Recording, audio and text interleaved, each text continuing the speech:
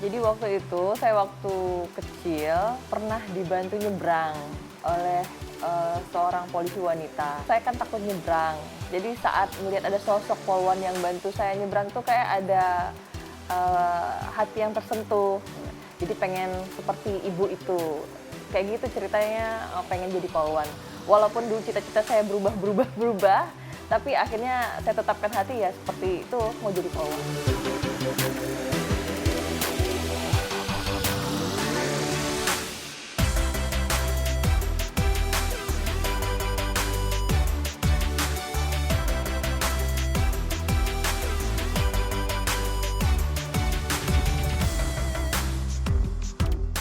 PJR itu identiknya memang pekerjaan laki-laki ya, karena memang banyak personilnya itu laki-laki memang.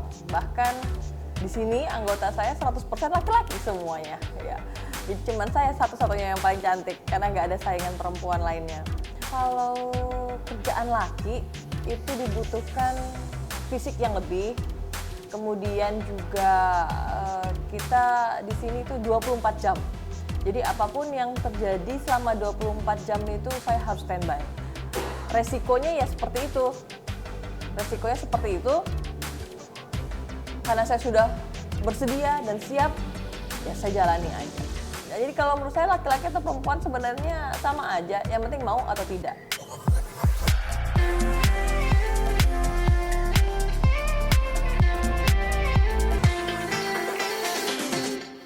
Dulu saya sempat merasa down banget ya.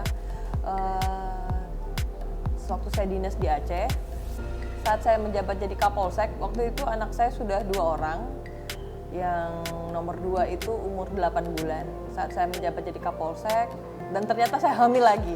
Padahal saya waktu itu KB ya, tapi memang Allah memberi rezeki lagi. Waktu itu saya sempat down karena anak saya yang nomor 2, 8 bulan, sedangkan pekerjaan saya sedang butuh konsentrasi tinggi ya. Kemudian akhirnya saya dipindah tugaskan karena mengingat waktu itu mau pilkada, jadi di saat pilkada saya melahirkan, jadi otomatis saya harus dimutasikan. Kemudian pas anak saya lahir, yang ketiga juga susah untuk mencari asisten rumah tangga, kemudian suami saya juga pindah tugas dan lain-lain, jadi banyak menurut saya itu beban ya.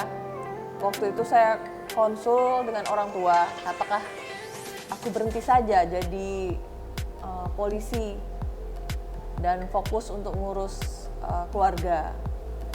Orang tua saya nasehatin, kalau memang kamu mau mengambil keputusan, itu suatu keputusan yang besar. Akhirnya saya pikirkan setelah beberapa hari sampai berminggu, juga minta pendapat-pendapat kepada orang-orang yang saya rasa dekat, kepada pimpinan saya juga, orang tua, mertua. Akhirnya saya ambil keputusan, saya tidak berhenti. Saya jalani saja sampai sekuat tenaga saya, dan semua itu berlalu terasa cepat aja. Rasanya udah cepat, anak-anak sekarang sudah gede. Yang paling berperan itu suami saya. Suami saya itu selalu mendukung apapun keputusan saya. Kalau kamu memang mau berhenti, ya tidak apa-apa.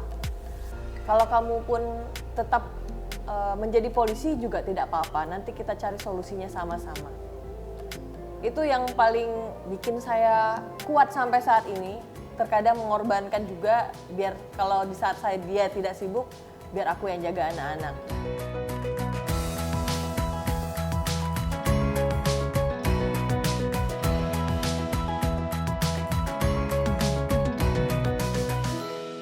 Pernah waktu jadi Kapolsek itu di Aceh, saya sampai nggak pulang beberapa hari karena ngejar tersangka.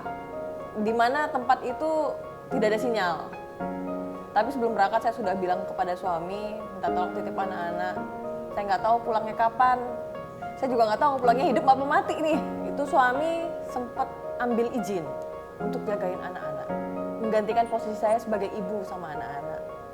Alhamdulillah waktu itu nggak lama sih, cuma 3 hari. Saya pulang, sudah saya ngambil izin.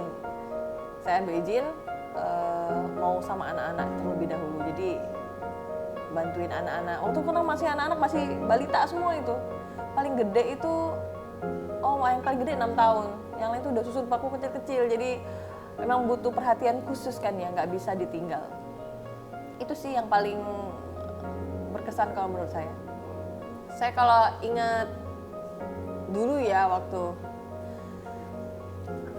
anak-anak masih kecil itu kayaknya berat banget gitu.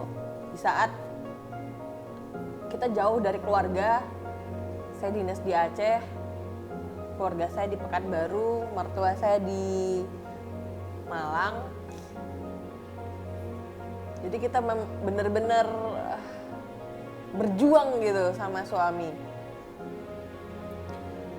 Apalagi susah sekali mendapatkan asisten rumah tangga di sana. Saya sempat bolak-balik rumah itu, alhamdulillah rumahnya deket dari kantor, nitip anak ke tetangga, sempat juga anak-anak diungsikan ke tempat eyangnya.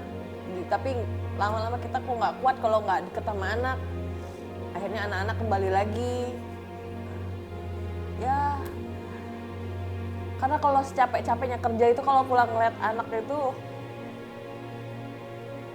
kayaknya ada bahagia yang kebangetan gitu ya.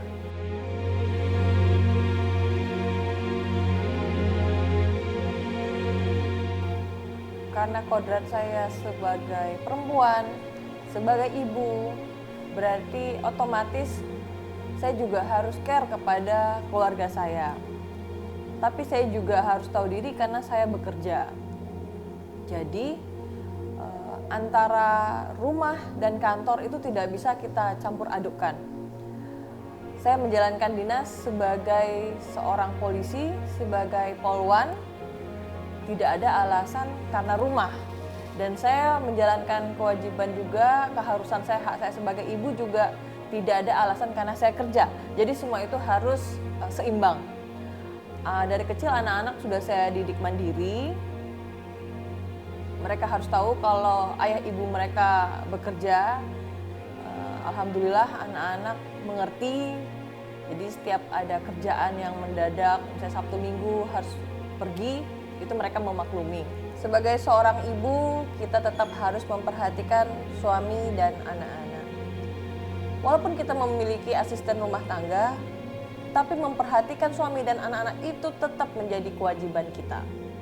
Karena bagi anak-anak, ibu adalah malaikat tak bersayapnya. Selamat Hari Ibu buat ibu-ibu di seluruh Indonesia.